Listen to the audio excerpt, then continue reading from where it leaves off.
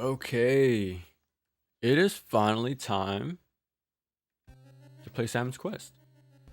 Now, um,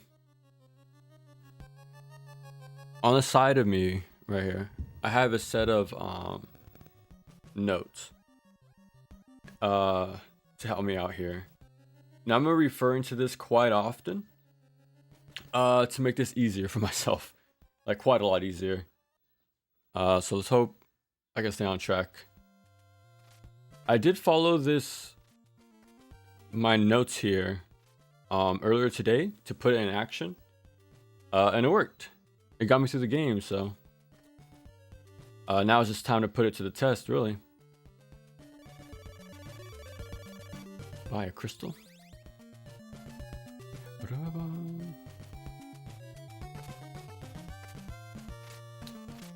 But yeah. Let's hope I don't have to do this too often, but we got to start the game off with some grinding. This is a lot of this game, by the way. It'll only get worse if I get a game over. I think they move a massive amount of your hearts if you game over. If you die, it's fine, somewhat. But when you need hearts to get a lot of things, that's a pretty big, wrench in your plan there. Which happened to me a few times, actually, because I barely beat the game legit this morning using my notes here. And there were times where I did get a game over. I had to get my hearts back. Because you need at least 50 to buy stakes every time you want to clear a dungeon.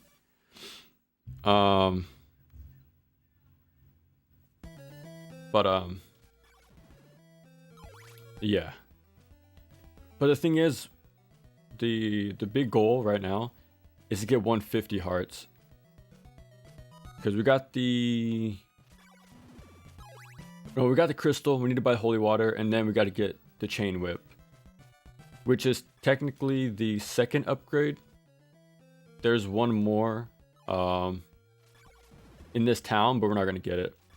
We're just going to skip that one and get the next one because it's only 50 more, but like way more damaging. So I might as well just use my money on something a little more worthwhile. And things are weak enough where the leather whip will be just fine. Yeah, so we just gotta kill time right now, pretty much.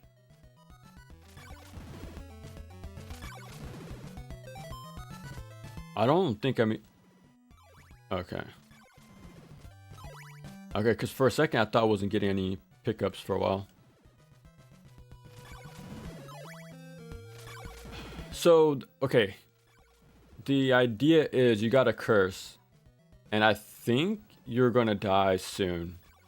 But to prevent that from happening, you got to collect all the pieces of Jackalope, resummon him, and then kill him once again.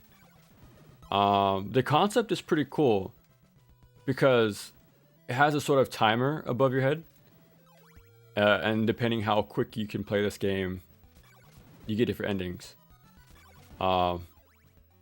So if you like stuff like Majora's Mask, Dead Rising, if you like that timer sort of routing aspect, I think you can find some enjoyment in this game, or maybe appreciate what it's going for. And I do see it. I do see the vision. I think it's pretty cool. It's just what you're doing in between is not that exciting, because it is a lot of farming. But I do like the aspect of the game, though. Fighting this timer throughout the whole playthrough. So it's up to you, like, okay, what do I want to route into it? What can I pick up? What should I skip? How should I tackle all the dungeons? Because it is a free, how do you say?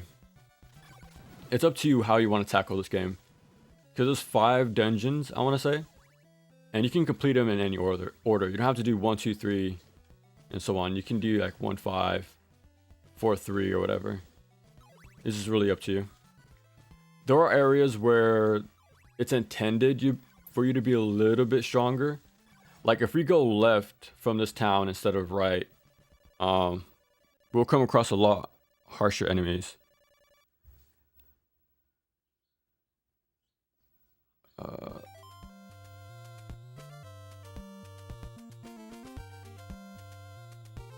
Okay. So yeah, if we go left, we're gonna fight enemies that are pretty beefy and have whatchamacallit, projectiles. It's gonna make it tough to work through, but that's why we need to get the web of Dracula. Okay, we got the holy water. Good. Okay. What's up, Retro? We've been good, man. We have been good. Making that video for Neo 3 has been a bit tiring, but dude, the first thing I wanted to do after finishing that, like, I want to continue the Castlevania journey so bad.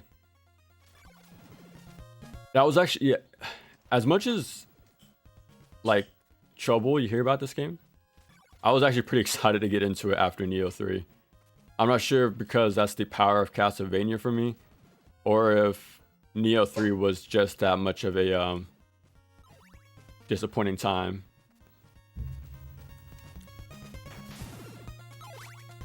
But here we are though. And plus, this is the final game we have between us and Symphony of the Night, so.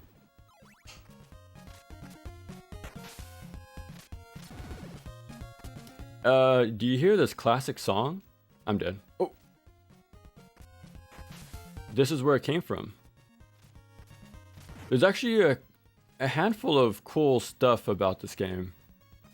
Like, I like like I said, the ever ticking timer. So it's all about routing and, like, you know, being quick, right? And then we get one of the best songs in Castlevania, the one playing right now. We also get the Flame Whip.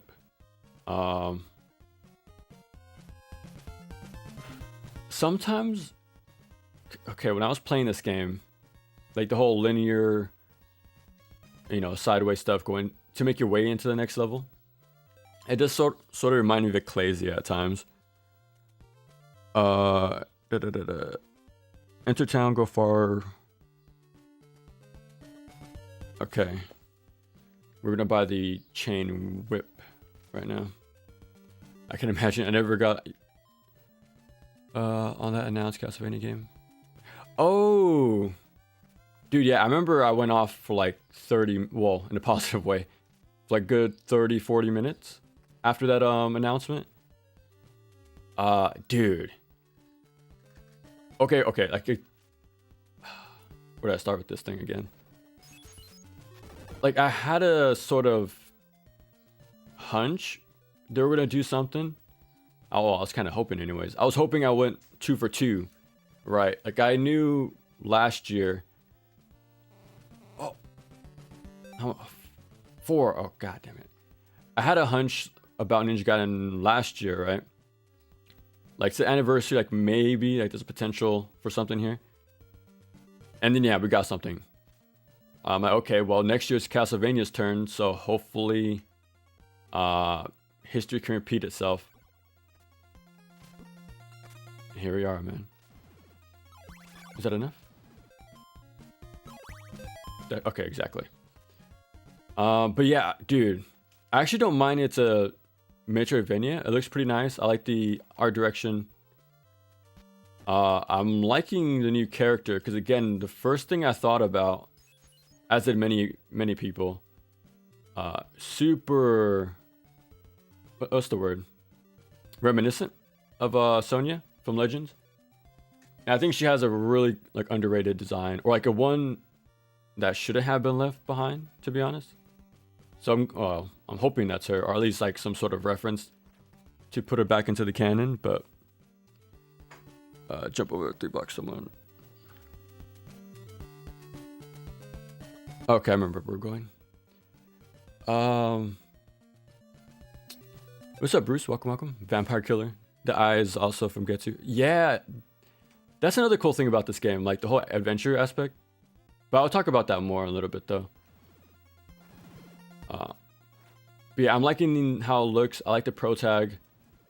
And then when I found out it's made by the Dead Cell guys, I wasn't off put by that, actually. I never played the DLC myself. I should have waited. But I've only heard good things about it. Especially from people who are really into the Metroidvania side of Castlevania. So if they give it the go-ahead, then I have faith this dev team could make a good Castlevania game. Okay.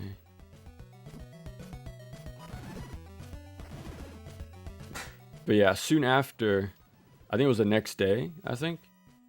I finally went to the website, well, YouTube, and they put up a new video called Castlevania. What was it called? Overture, I think. And I was wondering, like, I thought the game was called something else. I was kind of curious what this was about, like why the different name change. And yeah, it was pretty much just for the overall, for the anniversary, you know, like a little themed video. Where would I go from here? Till town. Okay, we just gotta go to the next time. Start farming.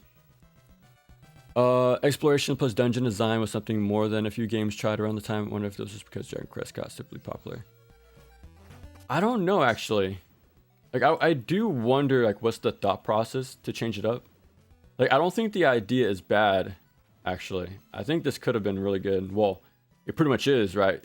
It's one of the many steps to get to, you know, what we got with Symphony of the Night. So I think it's a very important game that happened. I don't think it's a bad game. It's very messy, especially with like the translation stuff between regions. Some of the endings being messed up and altered.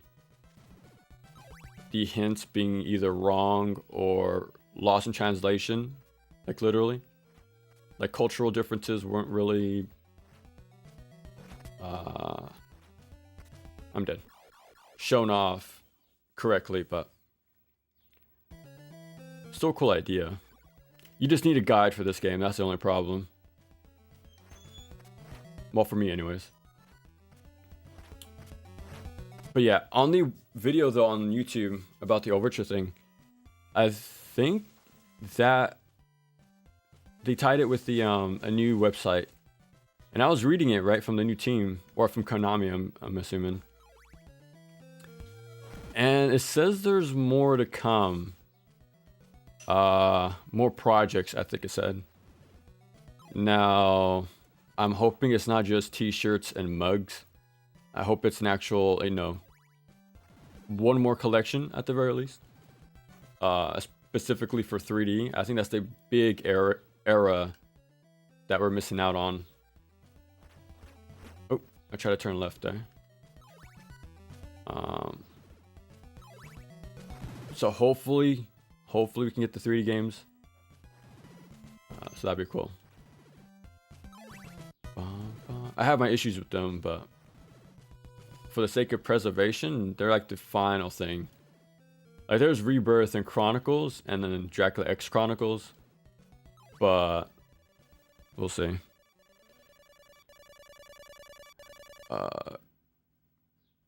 Okay, time to get the blue crystal. How much hearts do I have? 94? That should be fine. Everything is very, yeah, very cryptic. It's cool in its own way, but like I said, the fact that things give you wrong info, that's pretty bad. I wonder just how fast they had to turn this game around. Like, you know, stuff like that happening. Missing, you know, those misspellings. Like, I wonder how quick they had to turn this around. A while back. Oh crap! I had to buy laurels right here. Okay, but yeah, like I said, we have a constant timer on our head, so it's all about playing as fast as possible. Well, if you want the good ending, anyways. I think I got it following my little notes here, so we should be fine. The timer isn't active when you're inside buildings or, like, you know, shops and dungeons. So those I'm fine, especially if I need to, like, grind or, like, take a second to find my place here, but okay. Exit to the left. Continue left. Okay. Oh, my bad. I forgot if there was a pit right there or not, but yeah, man. Let's hope we get one more collection, like more games. Oh, that's scary. And maybe, dude, I'm really hoping for. Let me get out of here. I'm really hoping for Castlevania Legends remake, because they've been pretty consistent at that, like making sure they remake the more less polished games in the catalog. And Legends definitely deserves it. It'll be a pretty good game. Well, added extra to go along the whole new Metroidvania coming out. I think even on the website, they specifically say she in there to describe the new pro tag. So it's no longer a mystery. I was kind of wondering if they're going to try to keep it hidden, like a whole Samus sort of situation, but yeah. As long as, well, I'm just hoping we get the unlockable costume that looks closely to the original. That would be pretty nice. Maybe have a timer bonus for it.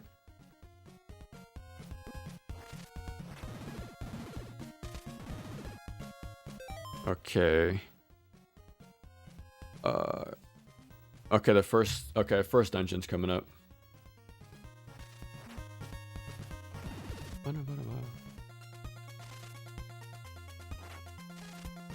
I don't remember these spiders in 1, but I know they're in 3, so we also have this game to thank for that. Just jump over him.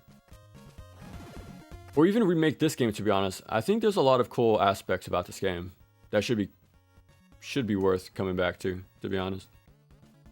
Circle of the Moon card mod, and it really hasn't aged well. Double tap and the amazing. What does the card mod do actually?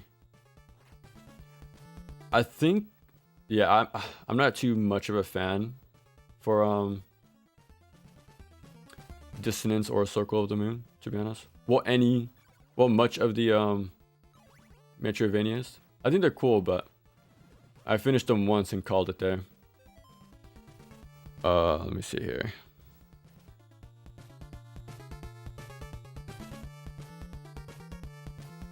Okay. Like, I don't see myself playing those games ever again. Like, besides, like, Aria and maybe Ecclesia. It does seem like there's only one really solid game. One on the GBA out of the 3, and then one on DS out of the 3. I'm gonna farm for a little bit.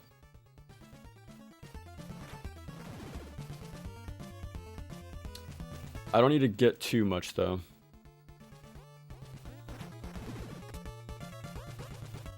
It is unfortunate he's shooting a little higher than usual. But these guys drop a ton of hearts. I think 6. Let me see.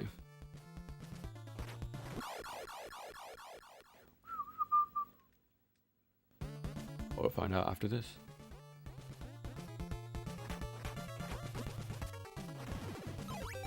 Yeah, 6. That's fine enough.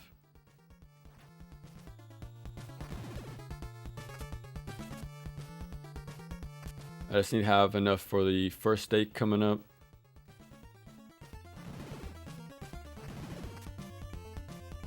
And a little bit extra. Thing is though, if I die, well, game over, I mean. We lose all our hearts, so that's gonna set us back even more. And even more time to farm. I got a few game overs when I was testing out my notes. And I did write down a few farming spots because I had to. So I have a few backup things if you need to use it. So okay. The double tap was always something that bugged me. It's an upgrade you get 2 minutes. Okay. I remember the map being way, like, not too fun, to be honest. Like, isn't there like 2 massive...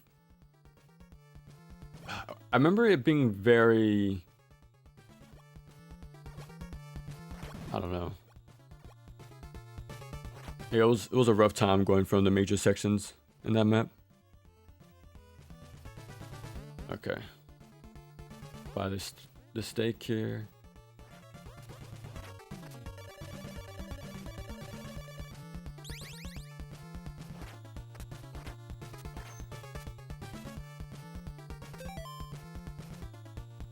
Okay.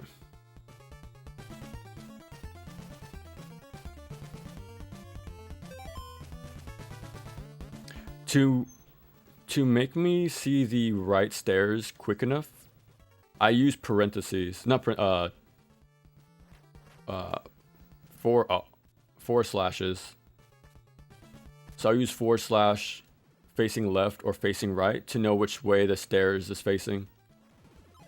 So make it quicker for myself to catch it on the map. Bro, I should have stopped to read my notes better. I didn't even know how to get back up, actually. This is the exit, I know that. So we might have to circle back around.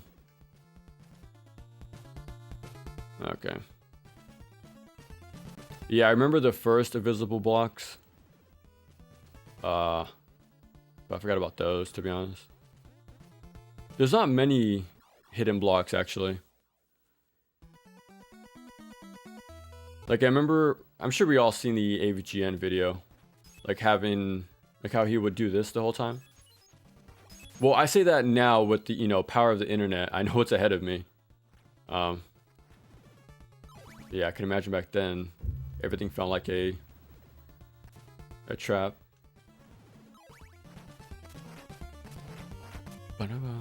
Appears in different areas instead of enemy drops. It feels like something... Oh, okay.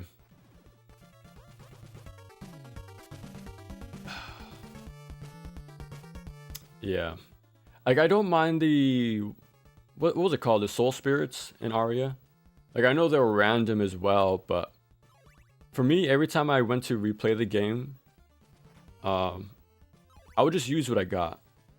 Is make, the best out of it. And it did make for some fun, like, strategies... from each playthrough, which I liked. But yeah, if you want like a specific setup, then I can imagine the randomness gets pretty annoying.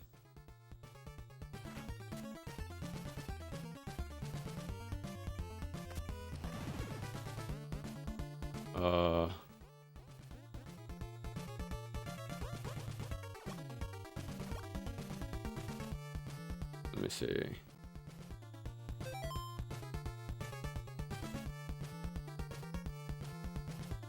I think it's over here.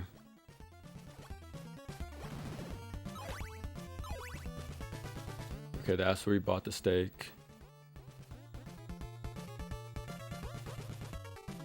It should be here.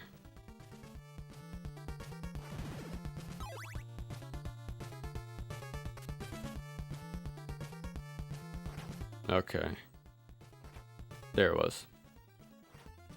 He sort of gives you a hint immediately because he walks backwards. Usually these skeletons walk directly, well, to the far edges as much as they can before turning around. That's a pretty cool, like, environmental hint right there. Now we have the rib, which is a shield, which is nice. We're gonna be using this for the majority of the game. So you block projectiles when you stand in neutral. I guess you can compare it to Zelda in that way. Where I think we do drop down. Yeah. And then just walk left, like outside. Just stay out right here. Okay. Now we can go to the far left of the starting town if we wanted to. Because now we have a shield to block their projectiles. My only issue, we'll have 1 life. So I gotta make it count. Use these stairs. It's easy to get money, at least 50, right? For each stake. The overall goal right now is just have enough money for the Morning Star. And that whips like 200 hearts, so.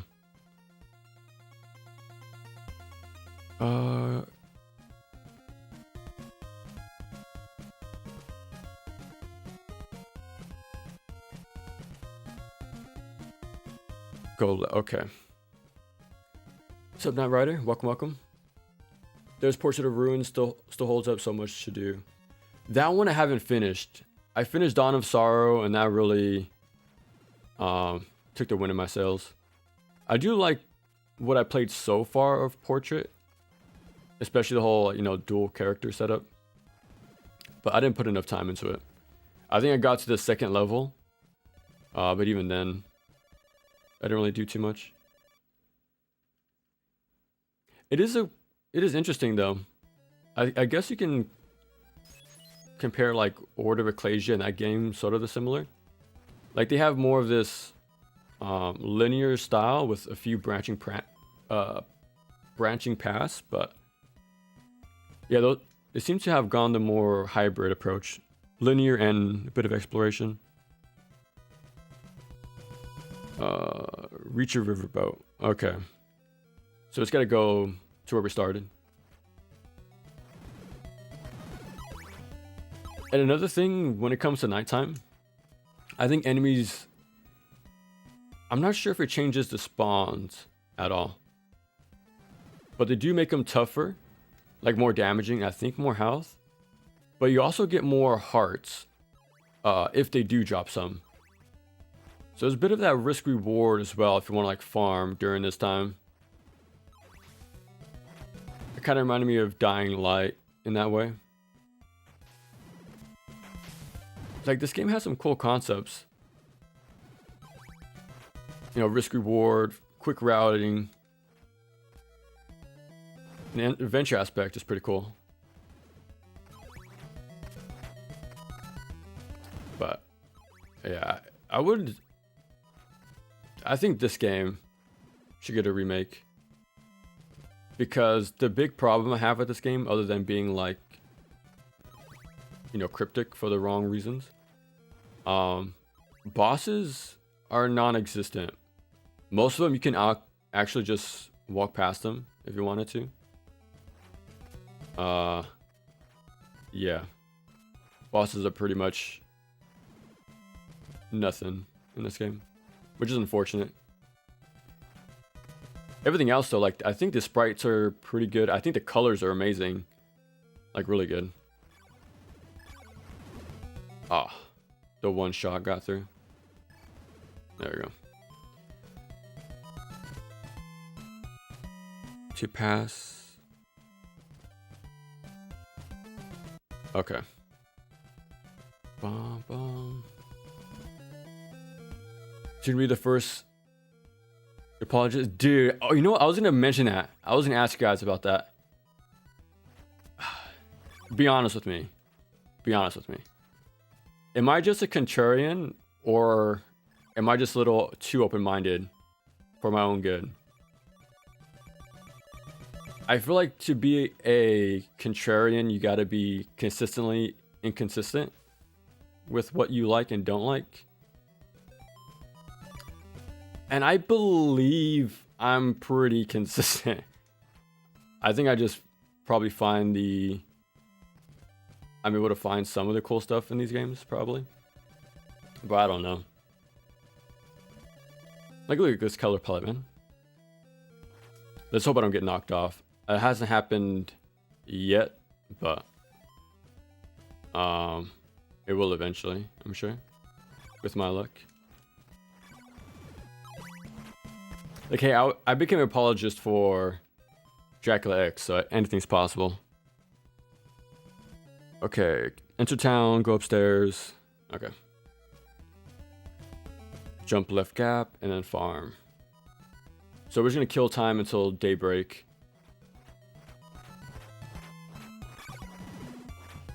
Okay. Then we're gonna trade the blue crystal for the red once this ends. I have enough money. I don't need to farm too much. I think the limit is 256. Perfect timing.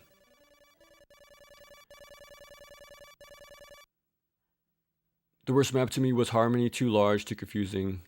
A and B gimmick, too horizontal, keep dashing. Okay, yeah. All of them. Well, Aria, I really like the map, but the other two, they didn't really leave much of an impression on me.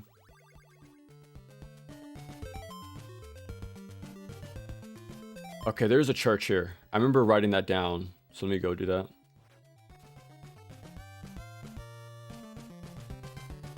And this game is an action RPG. Collecting those hearts doesn't just give me, you know, my money to buy stuff, but it also gives experience every time you pick them up. So I was already messing with that sort of mechanics even this early on, like before Symphony. And even like you guys mentioned Getsu Fumiden, even that game has action RPG angle to it.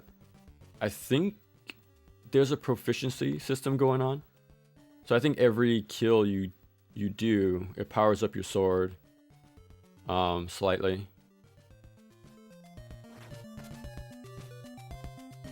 So those things are already happening this early on. Okay. Okay, we just gotta get out of here.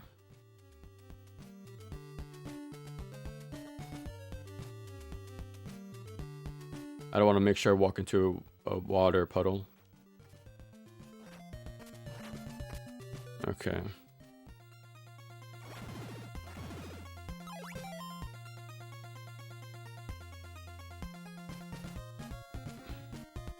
Okay, so we're gonna go into the next town. Ooh, okay. We're a little bit low on money, actually.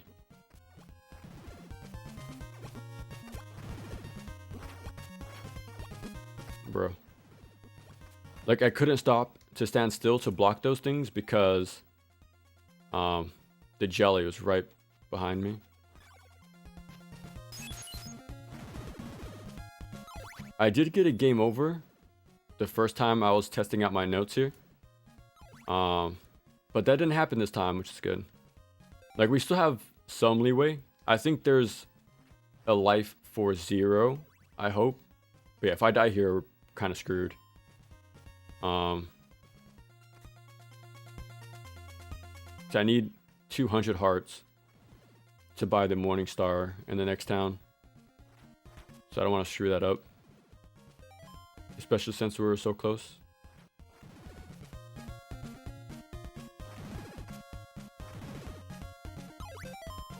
Please.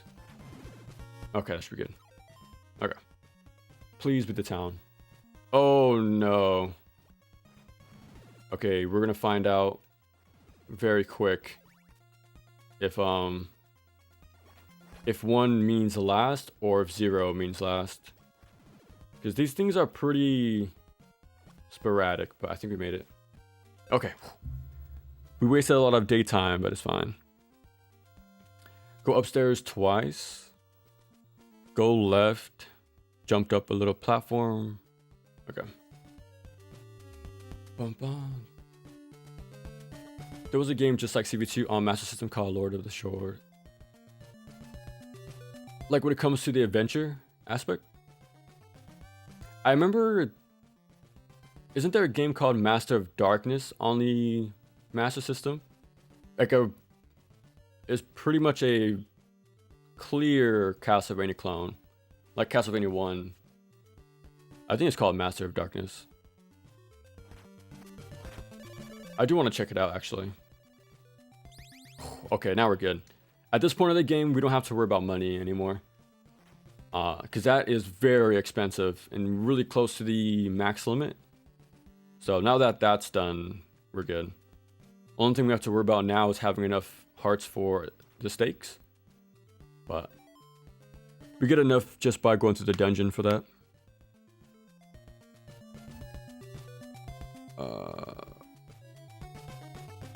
Okay, we can get laurels here, but we don't need that. Exit sound on the left. I have nighttime is soon. So let's see if we're on track. Once we leave this town. Okay. Yep, perfect timing. Gaspar to farm, kill ghosts. Oh, okay, yeah, this is where I had my first game over, like I said. So this is where I had a farm last time. It wasn't too bad, because look at these drops. We have 2 ghosts. 1 more should pop up behind me, I think. Yeah. And we have 3 mummies. These guys are very damaging. But they give a lot of hearts as well. So then I'll walk back over here. Let me see. Once the screen scroll stops, everything gets reset. Right now, I'm actually hoping for a level up. Because on level ups, you get all your health back, which is nice. I think there's only 6 level ups in the entire game. And I think they only improve health. I don't think it does anything for like defense or power. I think only whips affect that. But it would be a free, you know, safety heal right about now. There's also a system where it prevents farming. Because I think after you level up, certain tier of enemies no longer give you XP when you pick up their hearts. So you can't just like max level with like the basic enemies. You actually have to prove progress to the game.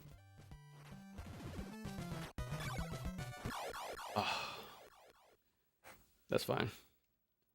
Like I didn't need a farm there. I was just kind of hoping for a level up.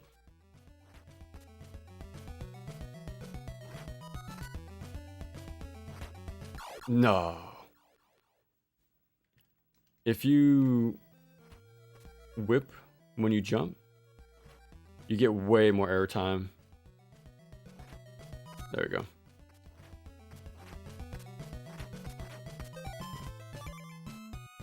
The famous crouch. Okay, we're gonna skip this mansion. Okay.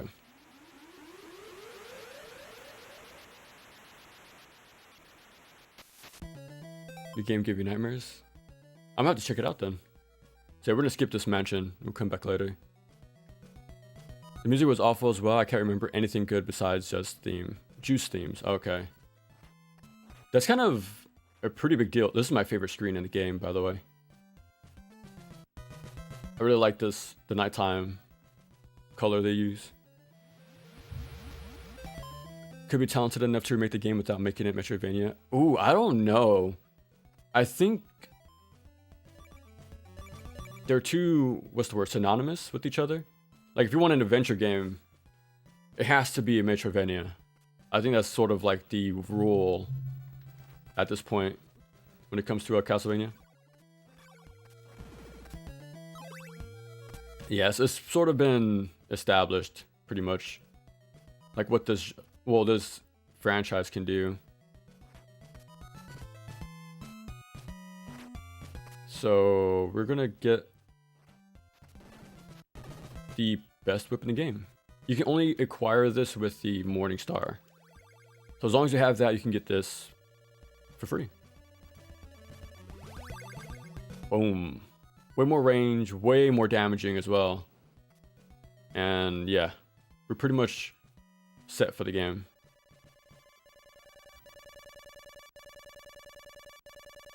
Okay. So yeah, this game also introduced the Flame Whip, which became a staple going forward.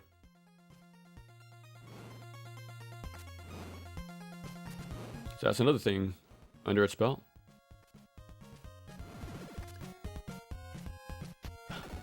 I won't go as far as to say it's a good game, but I definitely appreciate what it did for the franchise, because it did a lot of pretty cool things, I gotta say. Like, it has the ideas, it's just not the execution.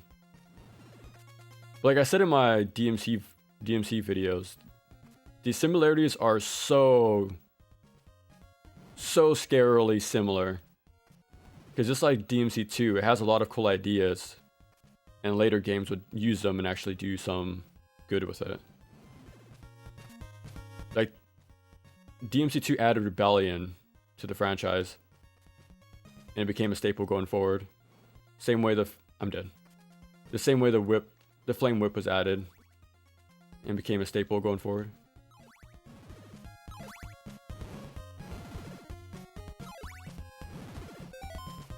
Okay, it says 1 still. Oh, okay, we're gonna die here for sure. This 8-bit era 2D adventure game style is something that haven't been replicated yet. I think there was punch. Isn't there something called... what is it called? Power at Demon Head? Demon Head, something like that? I think Fax Xanadu is another one. Journey to Silius, I think. There's a few. There's also like Power Blaster or Master Blaster. Blaster Master. Something like that. Okay. We're probably going to die on this one right here. But there's quite a few like adventure games on the NES that are pretty different. Okay, so one player... Wait. Now we're back to just 1 life? Usually they set you back to 3, I thought, but maybe not.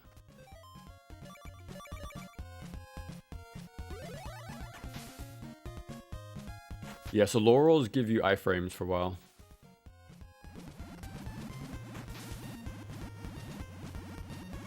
As you can tell though, it's a pretty tight squeeze.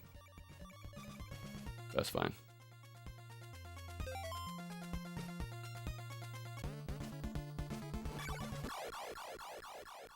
Okay, upstairs. Okay.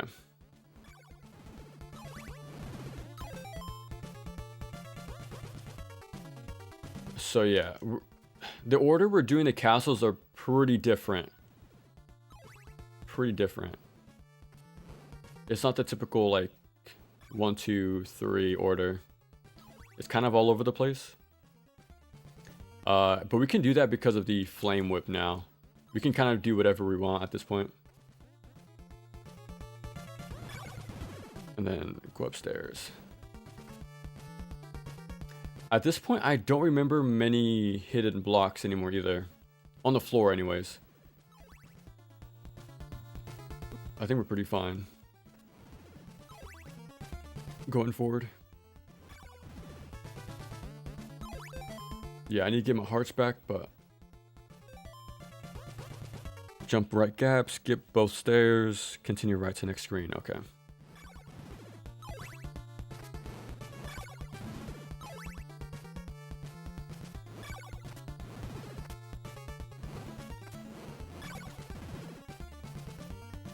skip those stairs, I'm assuming, is what I meant. I think so. Upstairs. Okay, we're gonna buy a steak. Okay. Okay, perfect. No. I want to say this game also introduced the back hitbox. I remember attacking behind me and hitting stuff that way, but I'm not too sure. Maybe it just has a lingering hitbox, because it definitely wasn't the back part. It was just like the lingering whip that did damage. So I don't know. I actually don't remember if that was a thing in the first game, to be honest. Drop down and left. Okay. So go all the way to the bottom. Okay, I remember now.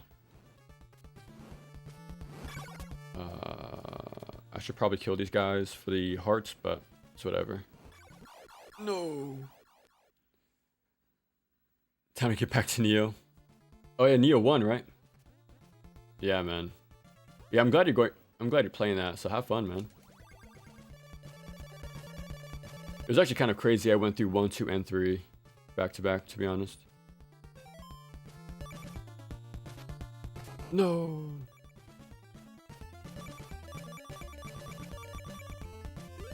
There we go. Oh my god. It's eating up my timer, but it's fine.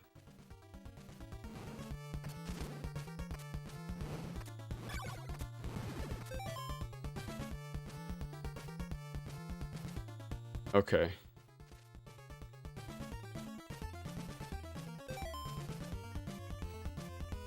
Right here. Okay, once it gets to the corner. Ooh, look at that. Yeah, we have the rib, so we can just block by standing still. Once it reaches the bottom right corner, I'll jump attack, hit it on the floor, and then do like a rising attack. Like that. And we need this item to access the final dungeon. So that boss is mandatory. Otherwise, you can just walk right under, to be honest. Weirdly enough, I think that boss respawns. I think they all do.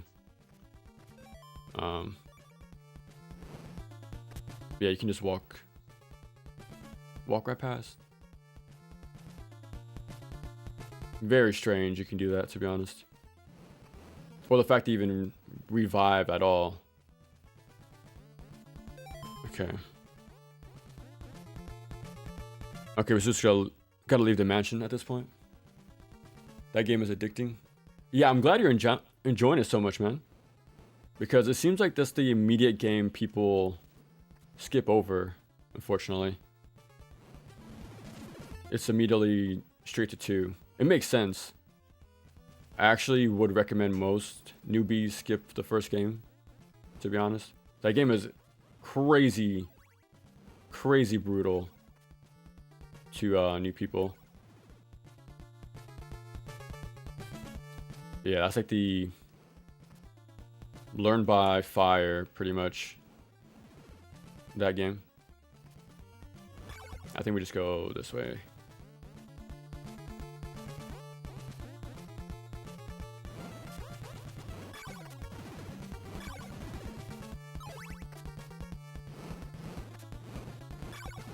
That would have been a nice change too. Like, I don't mind, like, the backtracking to exit the dungeon isn't too long, but I think games soon after this will just teleport you to the front, I think. Go left, use laurels across pink. Next screen.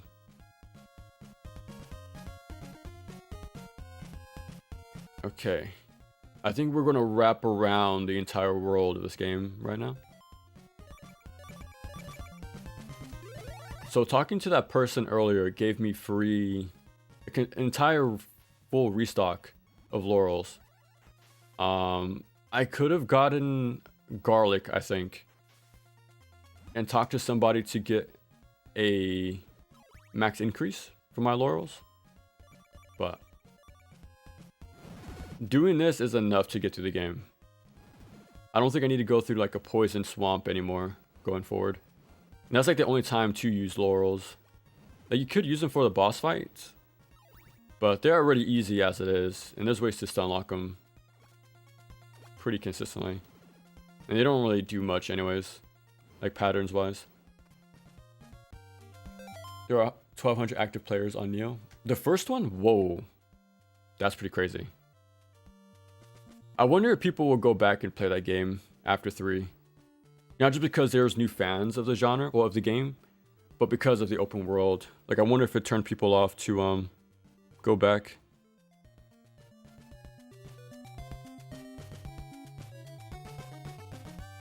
Go left. Enter town, exit left, continue left. Okay. I don't remember if there's a church in this town. But we're on a tight schedule in game. So I can't stick around for too long. Okay. We gotta go downstairs eventually.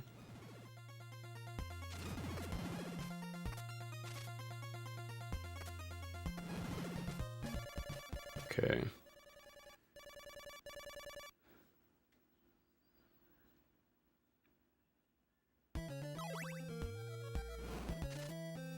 Crap. Your hurt box is pretty generous, actually. Like, I've noticed it's not at your head. Like, the web definitely touched, like, the top half of my body, but... So it's pretty lenient, I think. I think the hurt box is smaller compared to the first game. So making those dodges feel a little more nice for me. Okay.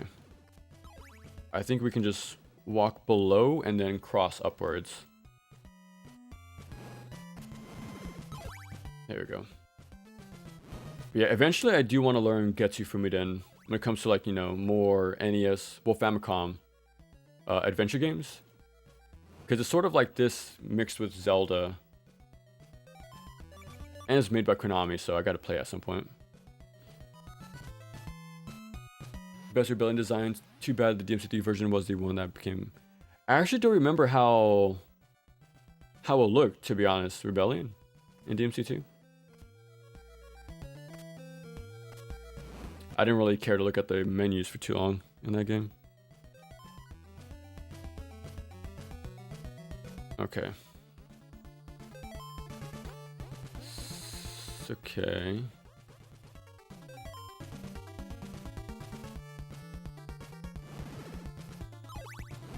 I think this is a far earlier dungeon.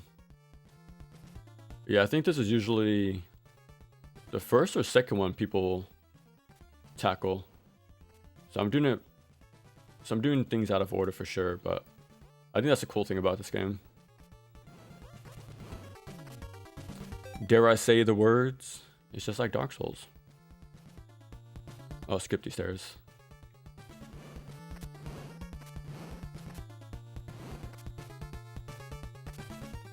Fire laurels.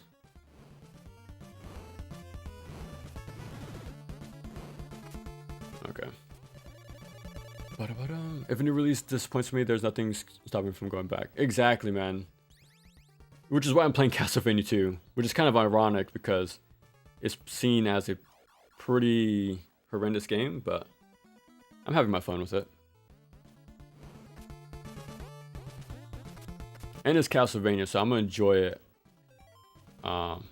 We died at the perfect time, actually. I think we had 63 hearts, and yeah, we did fine there. Like, that was a perfect time to die, to be honest. Okay.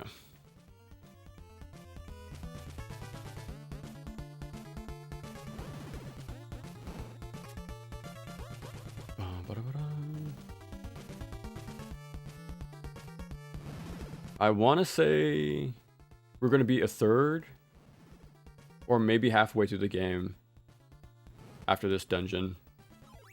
I think. Jump through light vertical. Okay. Because I think there's 5 pieces to collect.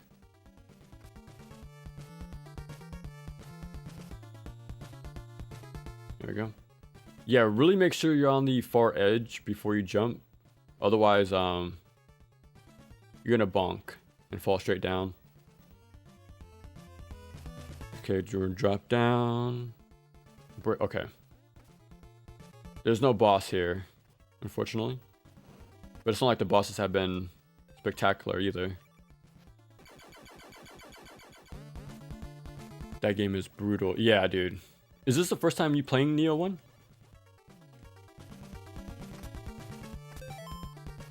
It's still crazy to me how that game's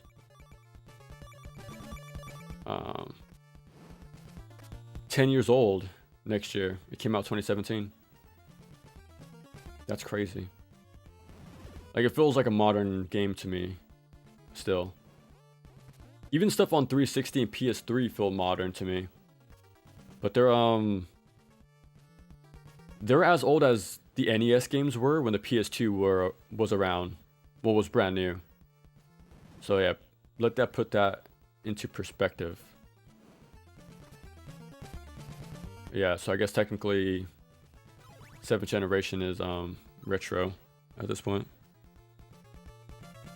Okay, we're gonna exit the mansion. Okay. I should have put the numbers next to my notes to sort of give me a frame of reference, like how far I am in my playthrough.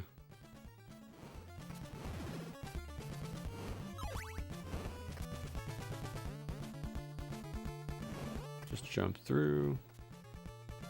I'm gonna say the forbidden words once again, just like Dark Souls.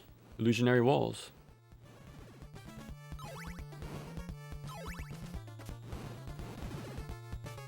Yeah, we can just walk out of here, I think. Okay, exit mansion, go left. Jump up left, go left over. Okay. Just gotta keep walking left the entire time. But, even to you Souls tryhards. I'm kind of curious, actually. I do remember hearing the discussions about Neo 1 around that time, if I gotta be honest. Especially from the Souls community. I think back then it was way smaller, so I don't really remember hearing much of a holler about the first Neo. Like, the Souls community was smaller, and Neo was also small. So it was like very niche, so you didn't really hear much people talk about it. Nowadays you only hear, I don't know, you do hear it get compared like to the Souls-like stuff. But I don't know. Sometimes I feel like it's still not mentioned too much. But selling 10 million copies is not a small number. So it must be getting around somehow. Maybe from all the sales over the years. But yeah, I still see it as a niche series, but I don't think it's really true anymore. I'm assuming, whatchamacallit, they wanted to make it even larger with the open field stuff, but it might work. It's already selling pretty damn good within the first week, so let's see. But I don't really care about the bottom line. I care about if they make a good game or not. Okay, jump up left, go left over blue moving bricks. Okay. I think this is the way. I hope I'm going the right way, to be honest. We'll find out.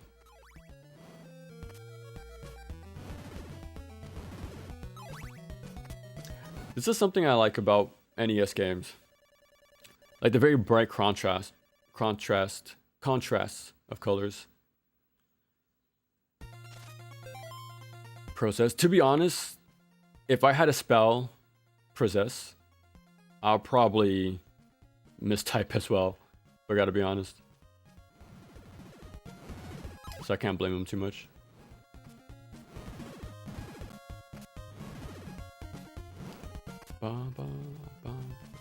Am I going the right way?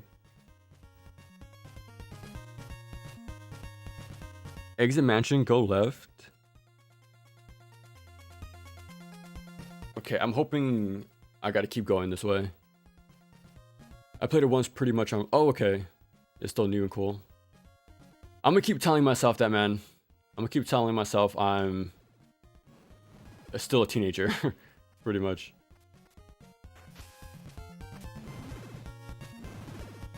Okay.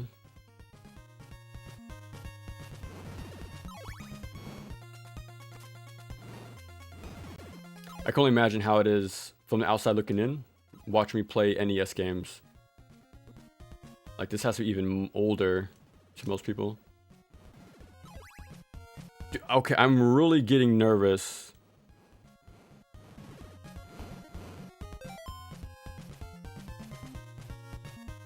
Oh, okay.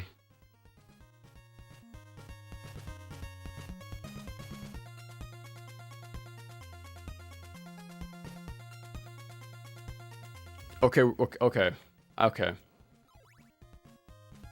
I wrote down the right stuff, but I crossed the section without realizing it, so it kind of threw me off. But we're going the right way, though. We gotta go back to the ferryman, which is also introduced in this game. You see him again in Symphony of the Night, so there you go. Another thing that Castlevania 2 added to the series.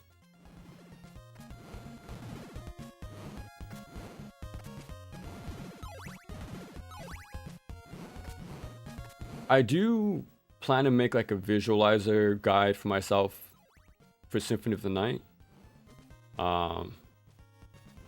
It shouldn't be too bad. But that game, I'm gonna definitely try to play off stream quite often, so I don't have to refer to it as much times like I am now for 2. But yeah, so I definitely need like a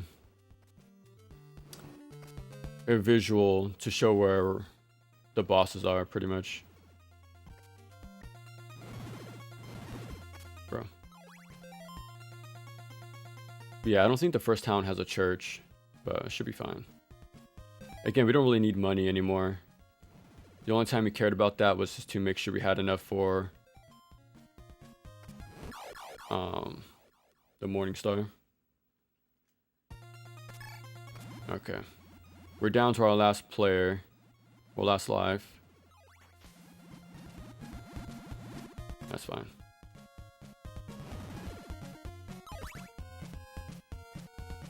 Here we go. Wait. There it is.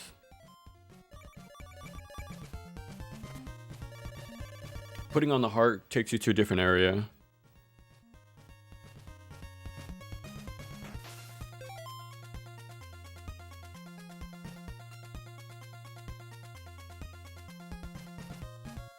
Okay. Okay, we're gonna do a new mansion. Okay. I played it. I messed up. On the second boss, went back to looked up a guide. Oh, okay. Yeah, the immediate like stone wall of that game is pretty harsh, especially at the beginning of the game. Okay, cool. The one thing I would have liked to have seen for this game, I should have paid attention more if this is true or not true, I mean. But I would like if every mansion was a different color in the front. Because I think if you approach them anytime during the night, they're always the same sort of look. But it would be a cool like indicator visually, immediately, like just by the color in front. Like they're green, blue, red, stuff like that. But I'm not sure if that's the case or not. Okay, upstairs. Ba-da-ba-da. Mainly played by Souls players. Oh, dude, yeah. Yeah, she was a wall for everybody. I think for me too, honestly. like most of the like I was a I would wait around in the shrine to be summoned a lot, especially during like the alpha and beta. And yeah, those are the levels you played a lot as a helper. The caves and the water area. Massive, massive popular levels. It was rare when I got anything else. And I think in the settings you can pick to like... You can specify, I think, what mission you want, but... I think you can have it where it's whatever comes first. And yeah, it's always those beginning stages. Anything else you rarely got, to be honest. Okay, wait for this guy to touch the wall. Okay.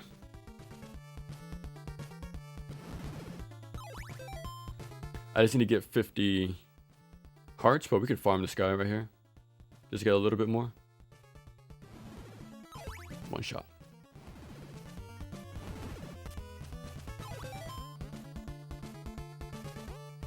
Okay, we want 100. Okay, I wrote a note, we want 100. I remember why, too. What the hell? Because we're going to purchase a stake right here. But we're going to purchase another one before we leave from the same person.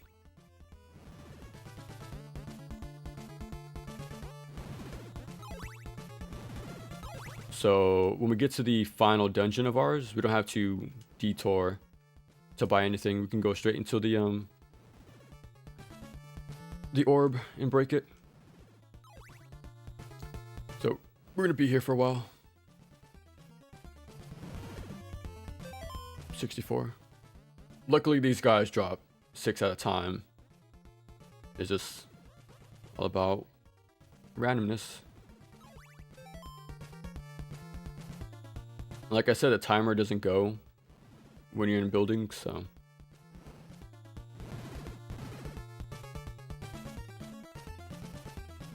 I would imagine we're still on track to getting the good ending. I think it's gonna be very close.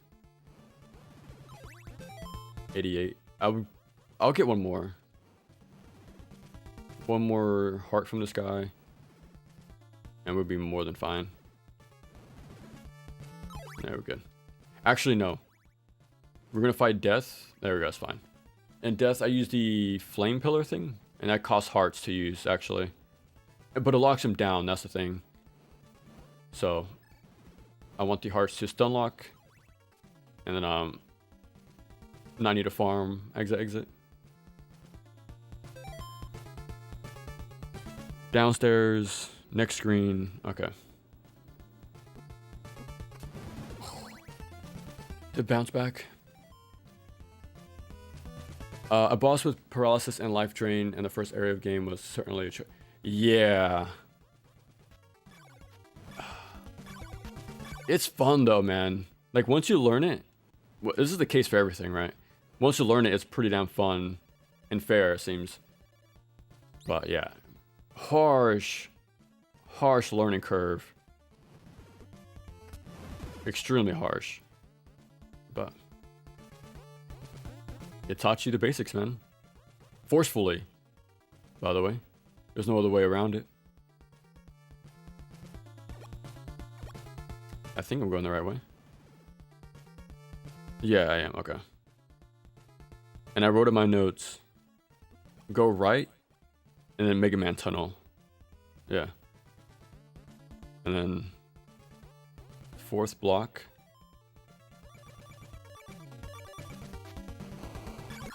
No. It should be fine though.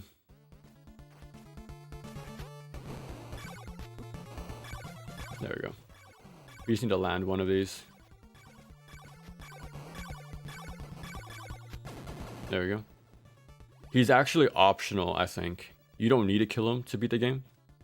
But getting this knife is pretty good to kill Dracula at the end. Like, it stun locks him extremely easy. There's other ways to stun lock him with the flame pillar as well, but it's a little more tricky and not as damaging either. Okay. I think that's it. Grab knife, break orb, go upstairs, buy the steak. Okay, so we have one more mansion left. We're beating the game. Yeah, I can just walk right under him. 66. And that's it. I don't think I have to buy anything else in this game anymore. Ah, screw it.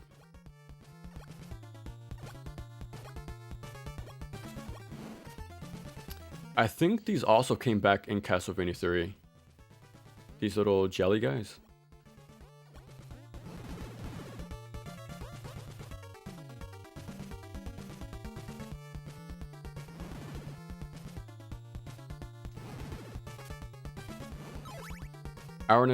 Hour 15 minutes? That's not too bad.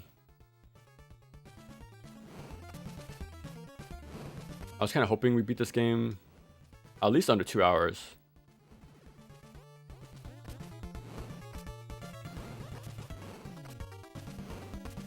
Okay. I'm still hoping I'm on track to get the good ending, but it's not really super necessary. But yeah, doing it this way, I can get the steak really easy on the way out. Like, it's not really out of the way. And it'll make the next dungeon, well, the final dungeon, even easier. It's supposed to be a early game dungeon, from what I remember. But saving it late will make it way more easier to traverse. And it's right next to, well, closest to Dracula.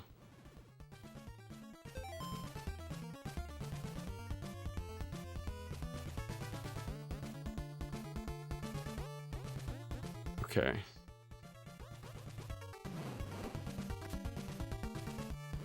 Yeah, okay, I'm in the right spot. Then walk left.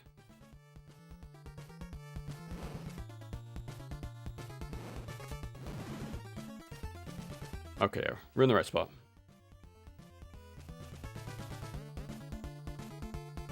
If only you could do the jump down mechanic in this game. Because there's a lot of stairs in this game. I think that takes up most of your time, to be honest. More than anything.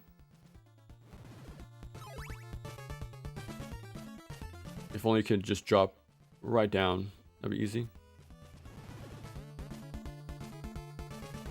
Exit left, okay. We are out of here.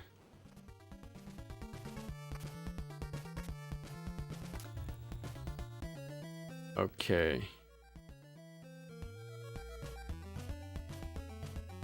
We're gonna go back onto the boat.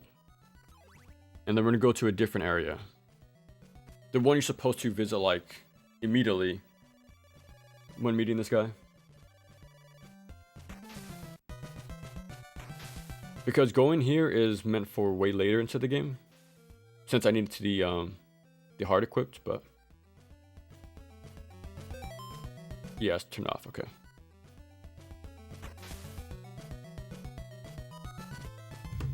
Oh, forgot to jump off.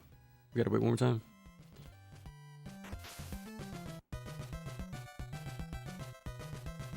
Okay.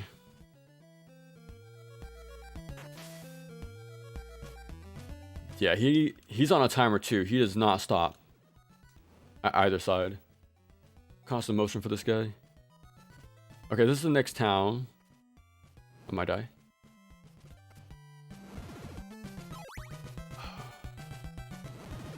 I don't remember if there's a church here. I wish I remembered where they were, to be honest. But we should be fine. Okay, we just gotta keep going left until we see our next town. Yeah, I should have waited to block it. Okay. The game is pretty generous. Infinite lives, well, infinite continues, and they spawn you immediately where you died. The only sort of punishment in this game is removing your hearts after each game over, but it's not too hard to get them back, to be honest. There's quite a few decent farming spots in this game.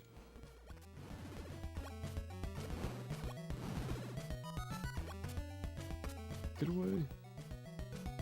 Okay, we skipped this area as well. Okay, we're gonna keep going left until we see orange blocks.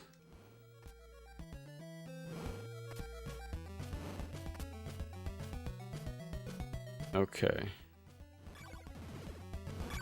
Oh, okay, I remember now. We did skip the mansion when we went here the first time. Yes, I went to the mansion and then didn't go inside.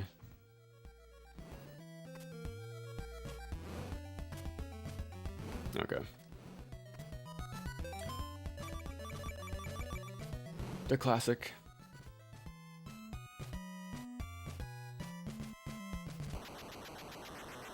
I think... No.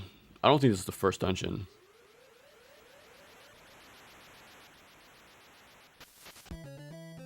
Okay.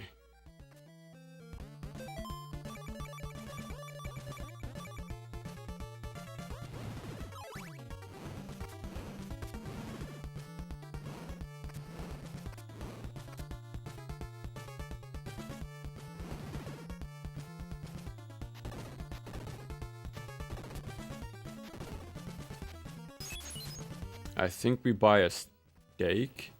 No, we already did that. Okay, so we're good. Let's slow down.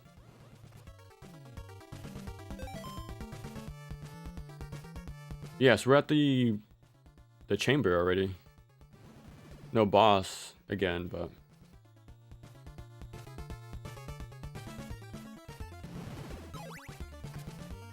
Yeah, since we bought the steak in the previous dungeon, we can just go right beeline to the ending. And this dungeon is probably one of the easier, well, simpler layouts to get through. And we get the nail. Yeah. And then we can just get out of here. I'm so glad, now that we got everything. I didn't want to jinx myself. I am so glad I didn't miss input and threw the steak in the wrong way, because it's a single-use item, so if you miss, that's pretty much it. You have to go buy another one. And I don't know where the... Okay.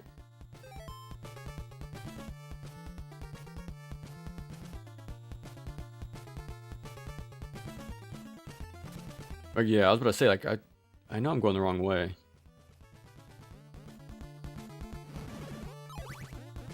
Yeah, it's now a simple stroll out of here. Okay, the nail allows us to break blocks now. So we need to rely on... whatchamacallit, the holy water to do that. And we unequip it. Let's slow down. Yeah, we have that nail to break the entrance to Castlevania. Well, Dracula's castle. So yeah, we're pretty much done with the game. I just gotta walk all the way over to the right.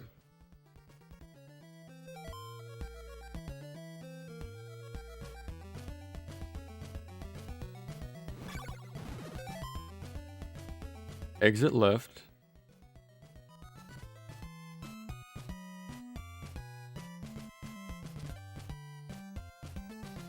Walk right. Okay. This should be it.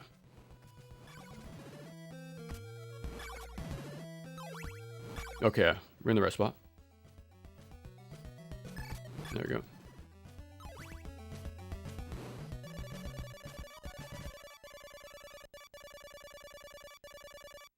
I say walk right, fight birds and flowers, reach town.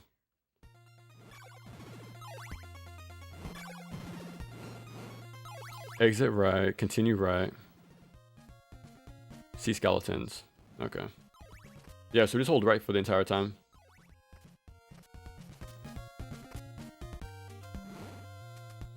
Um, this is the final day.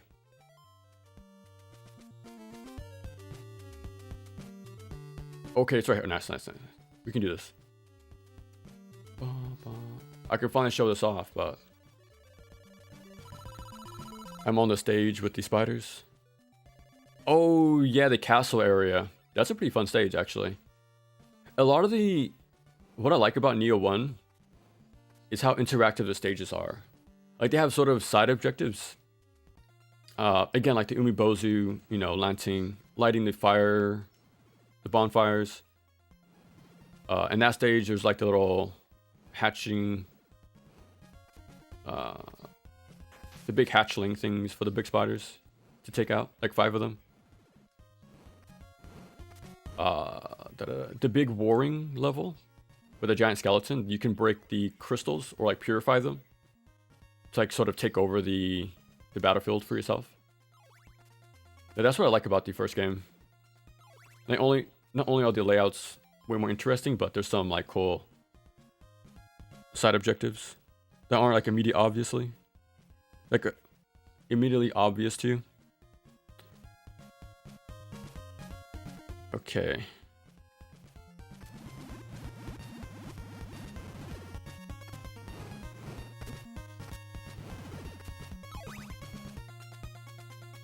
Here we go. And yeah, that stage introduces the first monster girl waifu as well. She's not as popular though, I've noticed. Kasha definitely takes the cake. And for good reason, but she definitely, well, the spider one definitely started a pretty nice trend, I gotta say.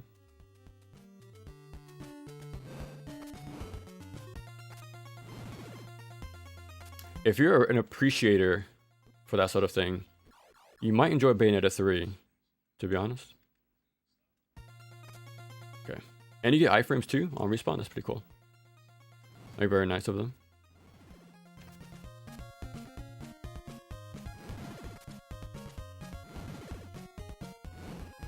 Let me equip the nail actually, since I'm here.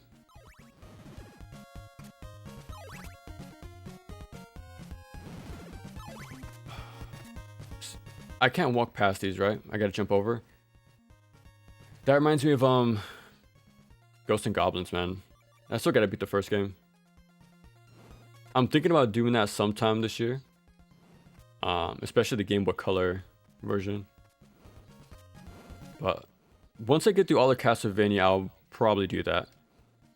The Ghosts and Goblins, Demon's Crest, Gargoyle's Quest. But yeah, in time.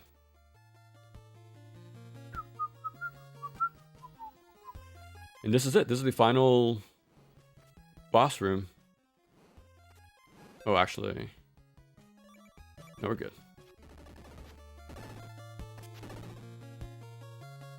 Weirdly enough, it goes against the grain.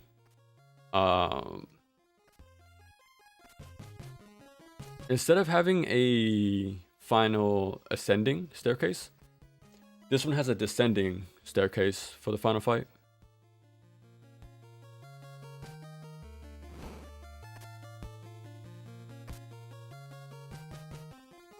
And that's it. The final staircase. Okay. Just gotta equip the flame knife we got from Death, and he's as good as dead. We about to lock him down with this.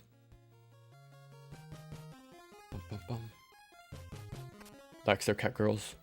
You can't blame them. The Mega Drive G&G, it's not going well. It's a really fun game, man. The thing I like about G&G is once you learn them, it's impossible to forget, I think.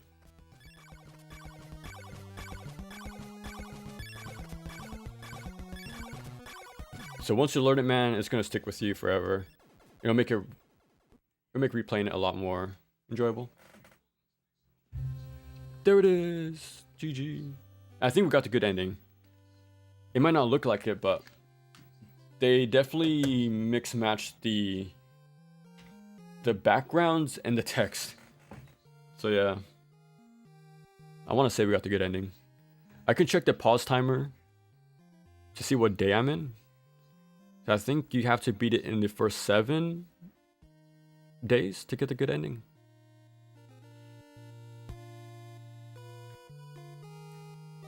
Something as simple as moving around is fun in Neo. Very snappy. In Neo 3, it did not feel like that. It seems like you had way more... what's the word I'm looking for? You swerved a little too far every time you wanted to move. I think they even used a new engine for 3, right? It definitely feels like it. Has that PS2 feel where you can throw a stick. Yeah, just like DMC1. Like that's the immediate like best example. Bum bum bum. An hour and a half. It's about to be 5. It's my favorite part of the credits.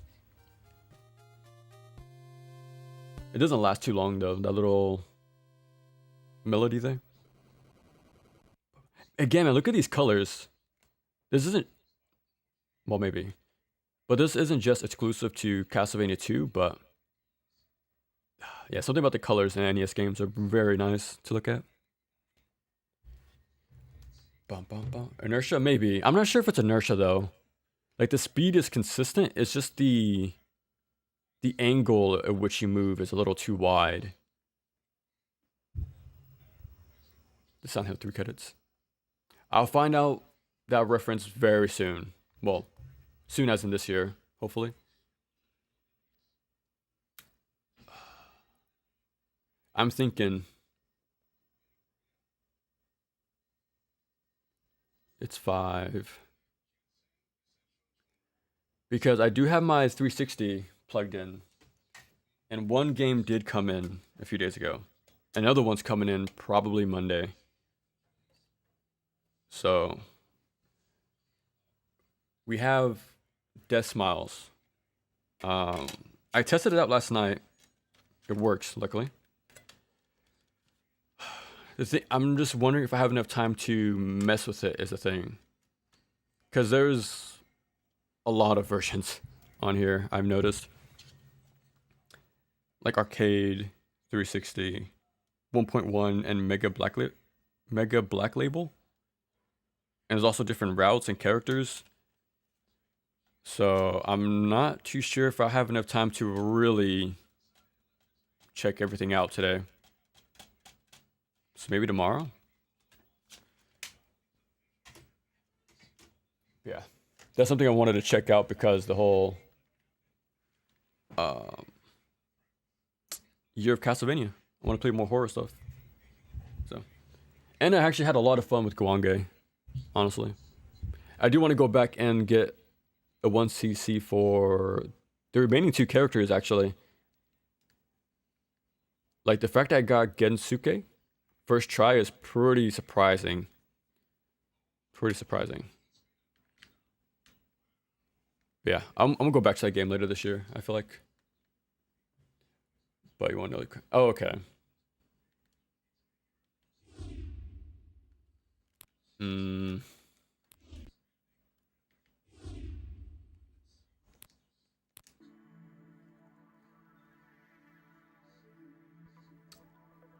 I'll probably play for like 30 minutes, and we'll call it there. Oh, okay, and Holy Diver. Let me show this off real quick. Dude, this is another Castlevania-like. That's what it's really compared to, and you can tell by the sprite. Just by looking at the sprite, it really gives it away.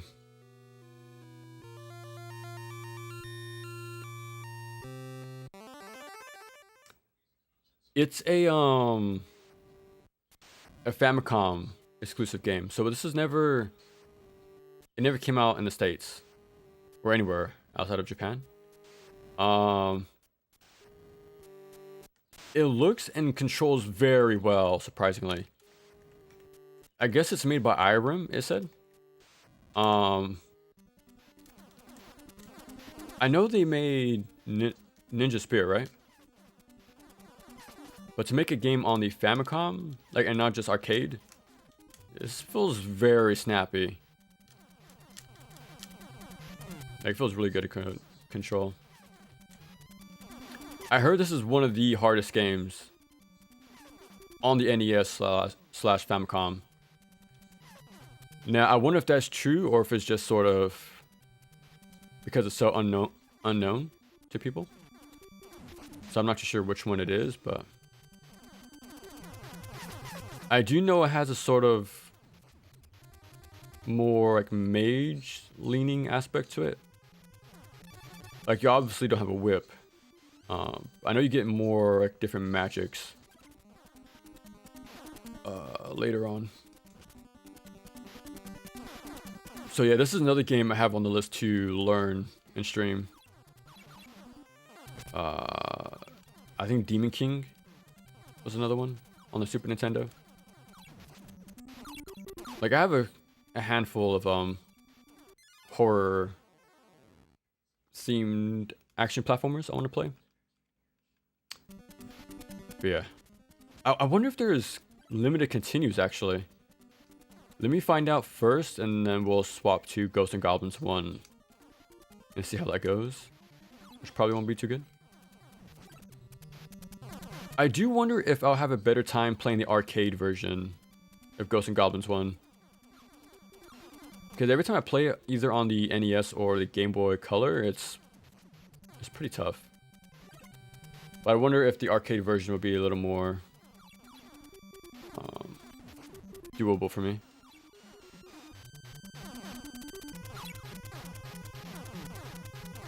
Okay, yeah, these guys are bullies. Randy, that's a name. Twin Fire. Oh, I can shoot upwards. Oh. That's some new tech. Can I go down? Okay, it doesn't kill me. That's good.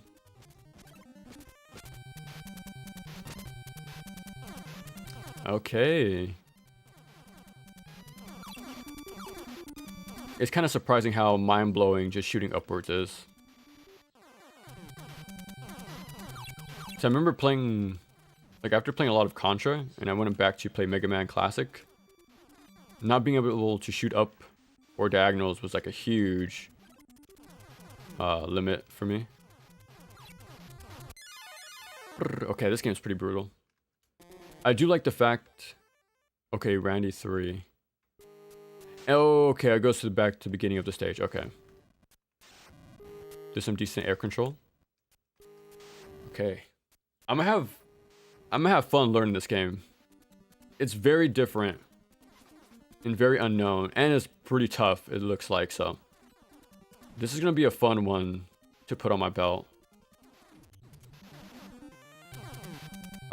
Sometime this year. Don't know when, but yeah, these enemies in general seem to move extremely fast too.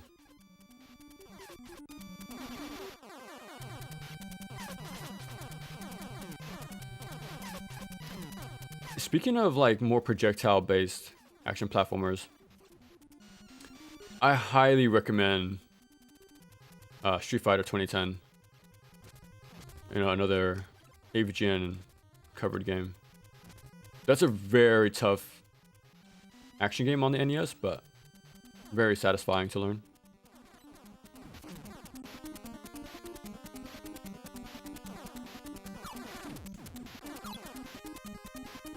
It's probably best if I inch my way forward. Oh my god. Whoa. Okay, if people thought Medusa heads were brutal, these things are very...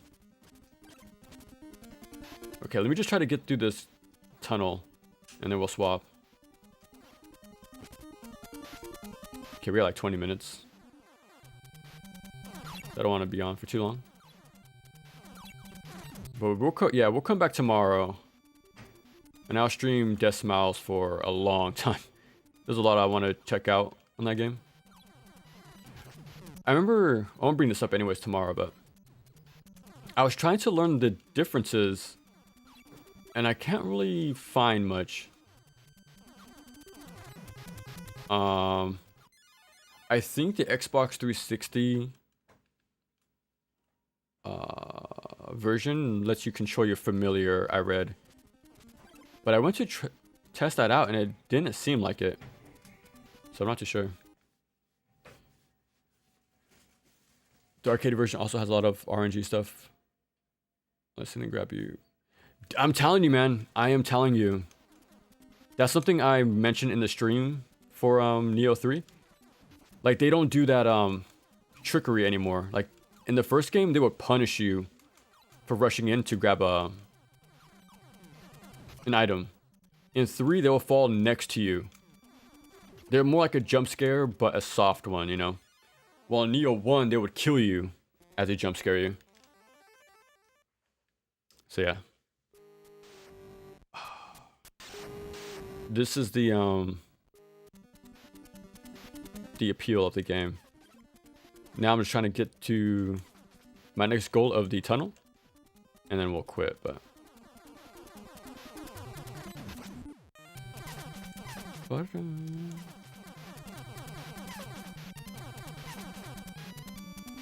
I mentioned it before, but the contrast of colors, man. Like, I like the more darker blue for the background. I don't know. I think stuff like Mega Man and Batman do this very well as well.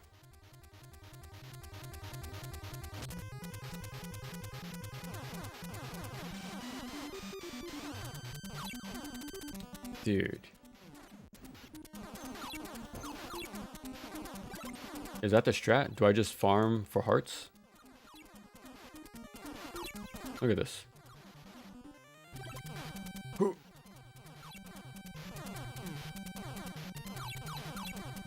It's a consistent pattern. Oh, okay. I see what's going on here. This is some Ninja Gaiden 6-1, 6-2 stuff.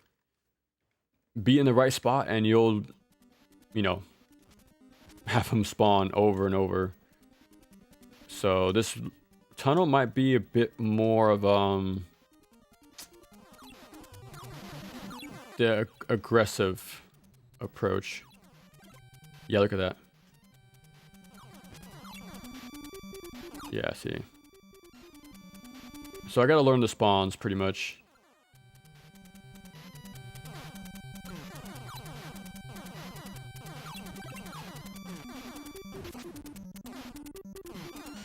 Crap.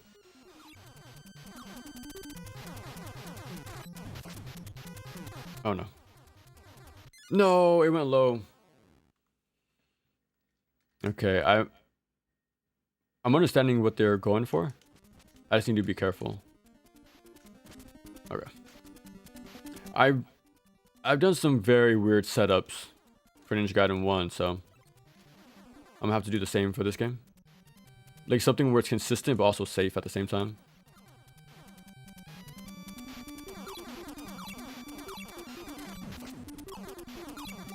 Okay. Yeah, now that we're done with Castlevania 2, I will say that's the easiest in the franchise. I think. The difficulty is only coming from like the not knowing, like the cryptic nature of it being a little obtuse, but it's already 43. Okay, I'm gonna have to stop here then. Let's try 15 minutes for this game and then 15 minutes for G&G. It's almost like the one... Exactly, man. Compared to Castlevania 2. Yeah, that game is super easy. Extremely easy.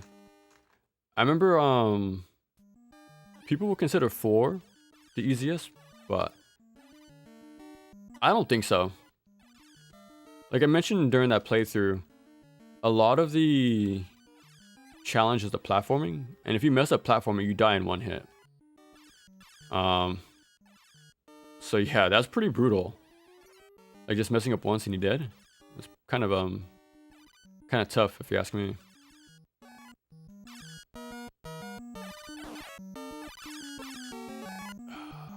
It is a good idea to wait around here. Oh, I don't want to pick that up. No, we're done for.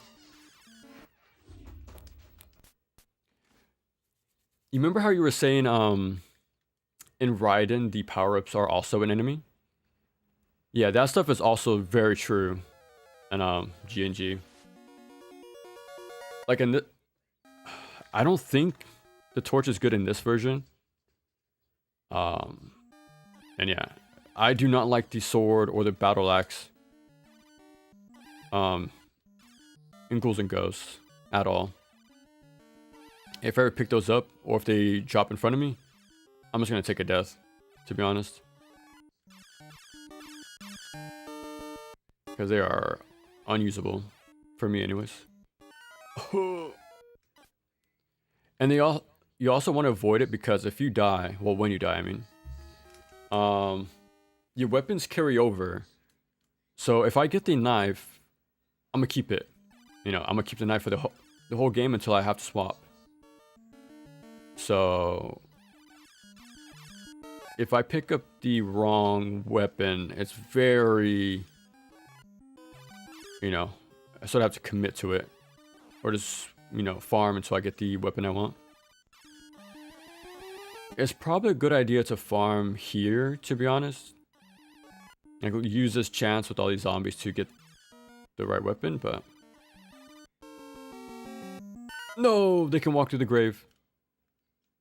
When I can't. Bum, bum, bum. For modern players, it's hard, but if you think about it, every single arcade game one-shots you. Pretty much, yeah. At least in this game, you get a little... You get the armor, right? You get some leeway, but the aggression is what makes these games fun. And there's a bit of randomness. You can anticipate what's coming up. Like, I know zombies are coming up here, so I can be ready for what they can do. But when they get here is not something you can know for sure.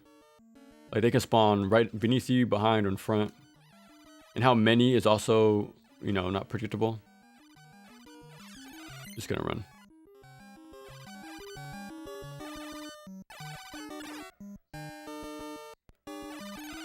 No! The checkpoint was after the jump.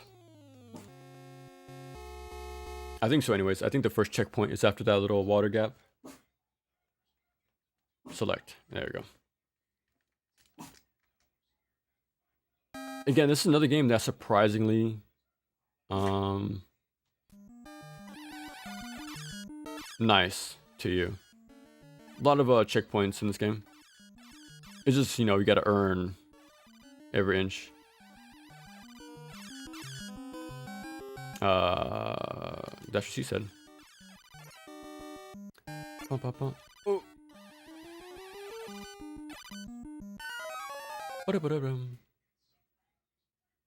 The power-ups in this game are so bad. Dude.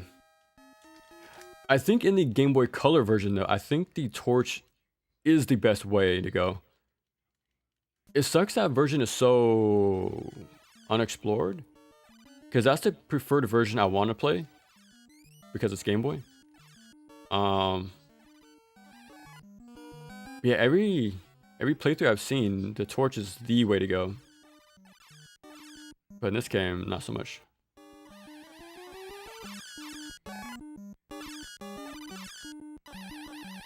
Oh crap.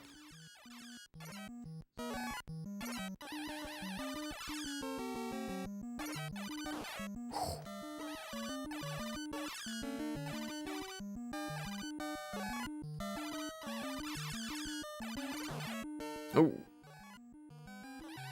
The chances are that I'm gonna play Ultimate is pretty low, I think.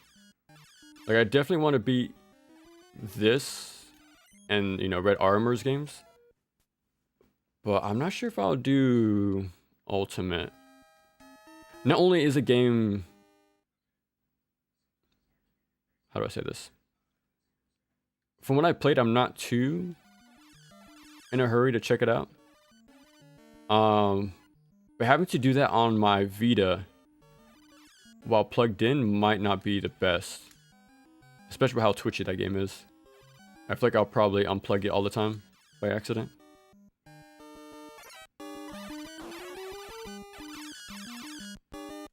Dude, this is one of the rare games where I don't mind tapping manually for everything. It's just so responsive and immediate. Like usually, oh crap, I try to jump on the gravestone. Nice. Usually I you know, just go for the turbo button, but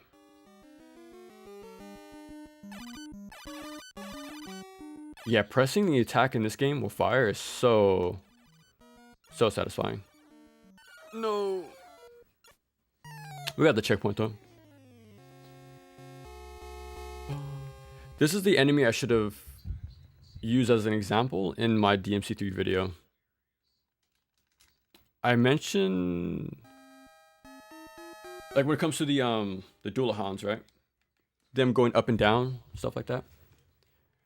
I think I mentioned Mega Man and Medusa heads, but this is what it's more closely related to.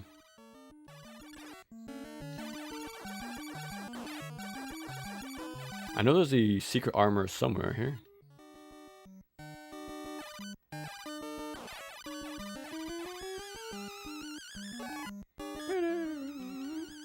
Yeah, get ready to hear that often.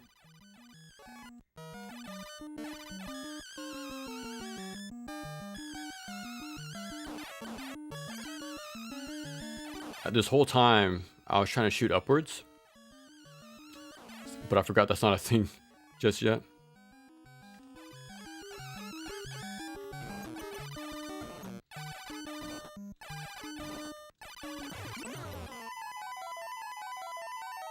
Where is it? Boom. With everything else. Yeah. Well, that's stage 1 done. We'll play for 8 more minutes. I usually get to stage 3, maybe 4. And that's where things start to get ugly. And that's because the final stretch is super tough, man. You have to fight like 3 bosses back to back, I think. Or like, you know, 5 or so. You got the dragons waiting for you. A lot of the unicorns. And then of course, you gotta fight the 2 devils or satans to get to the final boss. Like, it's definitely the final stretch, but that's why I usually get killed. Ba-bum. And the final stage is just a boss fight too, I think. And again, with how generous checkpoints are, once you get there, you're good. You already beat the game, to be honest. Like, being able to try the boss immediately is not too bad. It's just that previous stage is quite the hurdle. Okay, we could keep at this for like 7 more minutes. It'll be a miracle if I get to stage 2, but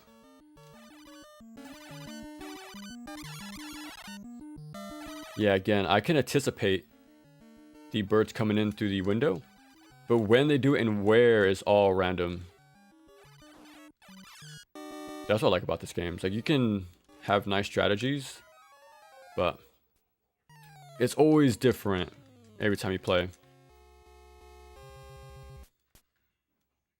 A lot of on the fly adaptation.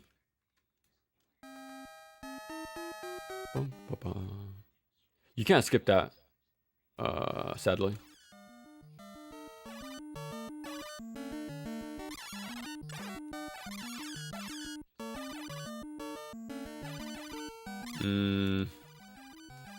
Oh my god, he turned around at the perfect time.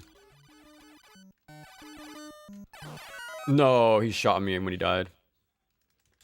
I think they take 12 or 15 shots to kill. Like, these guys are beefy, man. Surprisingly.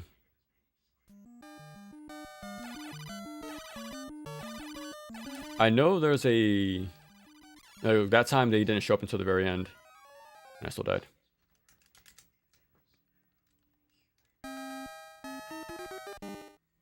Luckily, this emulator has a little fast forward. But yeah, I know there's a certain path you don't want to take in the upcoming section.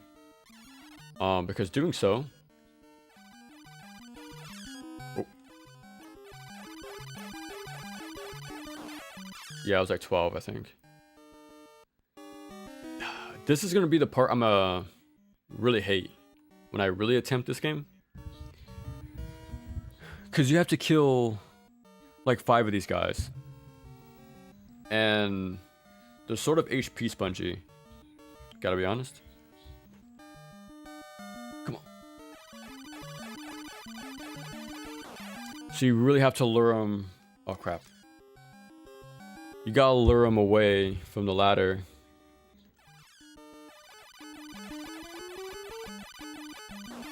To take them out safely. Oh my god.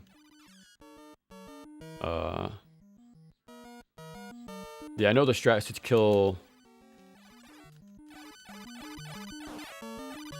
him through the wall. So to make the descend actually possible. But a lot of patience in this section. And if you die, you have to go all the way back. So yeah, I'm dead.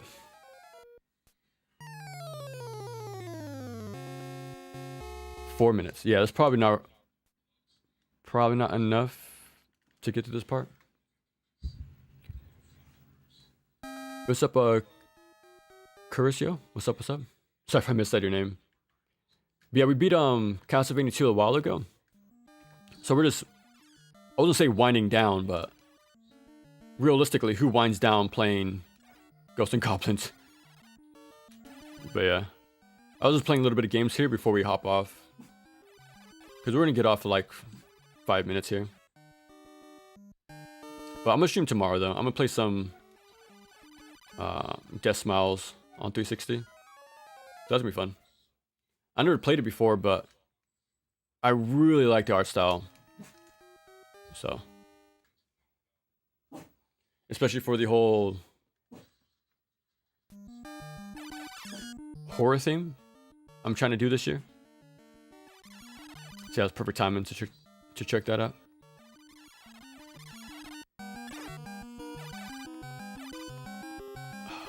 I need to watch how a speedrun is done in this section. Because doing this casually, it seems like the best bet is to just play extremely patient. But get up there.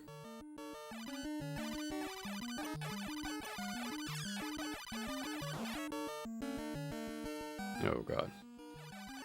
No. This version is so choppy, Jesus Christ. Micronics must have been the cheapest developers in history. Yeah, it's definitely rough around the edges, but the thing is, man, it's a legendary version. Like, it's the version many people know about, is the NES one. And for that reason alone is why I want to beat this one someday.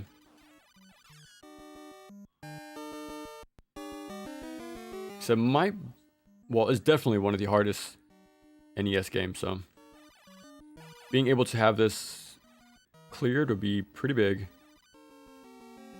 I think I'll be able to do it on the arcade version.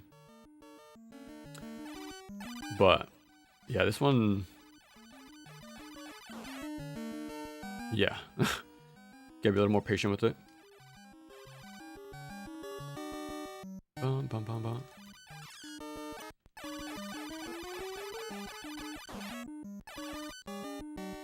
But yeah, that'll be a big goal, is to get this game finished this year.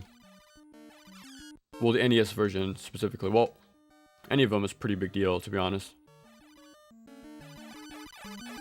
Okay, don't go up this ladder, I think. You do get an armor on the left corner, if I remember right. But if you go up, you spawn the flame at the bottom of this ladder, I think.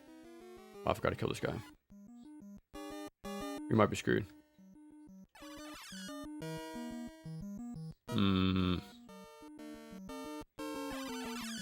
Yeah, I forgot to kill him.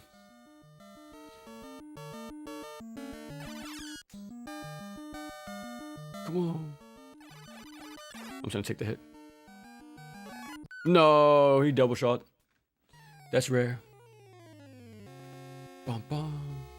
I've only played G&G Resurrection, but I've been meaning to try. Yeah, dude, these games are awesome.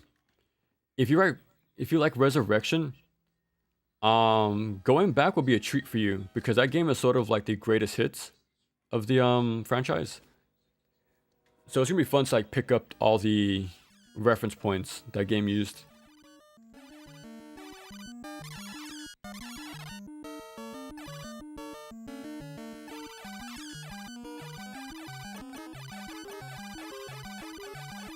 I might have to do that as well this year. Like I beat that game exactly once. And that was probably 3 years ago, maybe 4. But for whatchamacallit? For completion's sake, I like to do the playthrough of that sometime.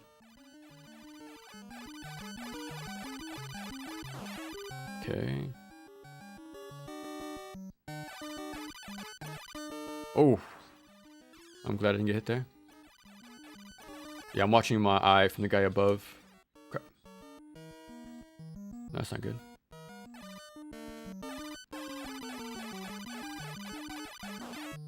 No. I just want to get to do this one part. Come on. But yeah, I always feel like I get stuck here. Well, besides the boss rush at the end, but...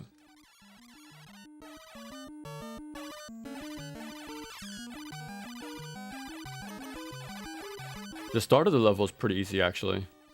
Like the whole ice part. You just gotta go above and take a massive leap of faith at the end.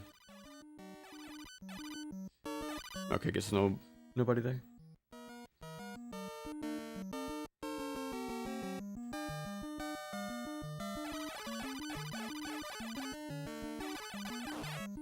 Okay.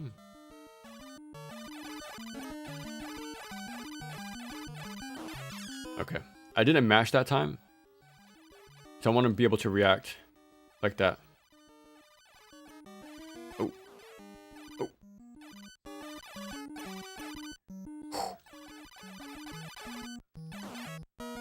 See, this is the beauty of Ghosts and Goblins right there. I was watching for the bird, the guy above me, waiting for him to squat to see the little vomit thing.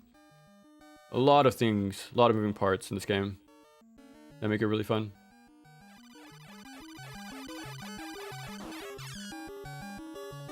Okay, I think I got everybody. The lance is not a bad weapon. I know the knife or the sword has a better fire rate, but the starting weapon's pretty damn good. Yeah, we're at the checkpoint already. This one's pretty rough because of the birds and the pits, but this is the new checkpoint, so. I really like the Ray Harryhausen visual style they used to have. They use, oh okay, this smells. That's similar visuals, but man, this is a goofy game. I'm excited to play it. So I think, so we just did Guwange, right? Like a few days ago. Super unique game, man.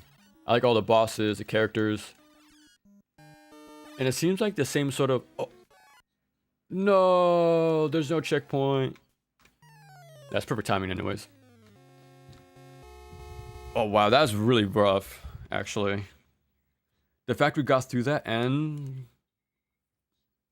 we still died. Oh, hopefully I died right before a checkpoint, but for the far future when I attempt this game. But yeah, I'm really looking forward to checking it out though. We're gonna play it tomorrow. But yeah, I'm gonna try different routes, different characters, different modes, world versions and stuff, their ranges. So it's gonna be fun. And I have the Raiden Aces collection coming in probably Monday. So we're gonna have another like smub stream just going through all the games and stuff like that. So it'll be fun. So, oh yeah, I heard about that too. Like the second game being a little rough around the edges. Like visually, but that really sucks when that happens. Cause I'm a fan of whatchamacallit, Samurai Aces and Sengoku Blade. And the third game is rough, man. Like the visual art style got changed. The artwork is pretty good, but the in-game like 3D models is not so sharp. But I think it was originally a PSP game, so it makes sense, but